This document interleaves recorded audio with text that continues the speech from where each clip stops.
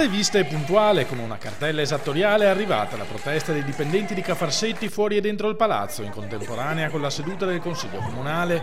Nel mirino dei manifestanti l'azzeramento della parte variabile dello stipendio deciso dal commissario Vittorio Zappalorto. La soppressione di indennità e parte variabile dalle buste paga scatta infatti a partire da questo mese.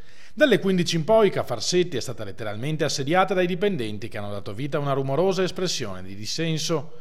Secondo i comunali il nuovo sindaco avrebbe infatti dovuto bloccare questa decisione del commissario. Al suo ingresso nella sala del Consiglio, poco dopo le 16, Luigi Brugnaro è stato accolto da una pioggia di fischi della sessantina di dipendenti che assistevano tra il pubblico alla seduta.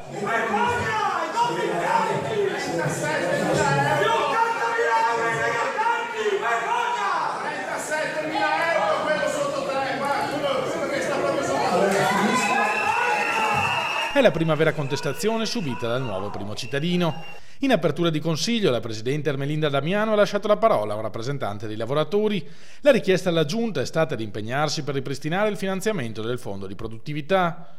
Ci impegniamo certamente a ricostituire questo fondo, ha risposto subito Brugnaro. Purtroppo siamo stati obbligati a girare i 7 milioni di euro del decreto enti locali su altre voci. Si tratta di un vincolo tecnico imposto dai revisori dei conti. I soldi saranno trovati lo stesso attraverso lo sviluppo che garantiremo per la città. All'esplosione di protesta degli astanti il tono del sindaco si è fatto più duro. Non pensate che basti urlare per ottenere i soldi, ha risposto tra i fischi. La produttività non sarà più data a pioggia ma secondo criteri di meritocrazia.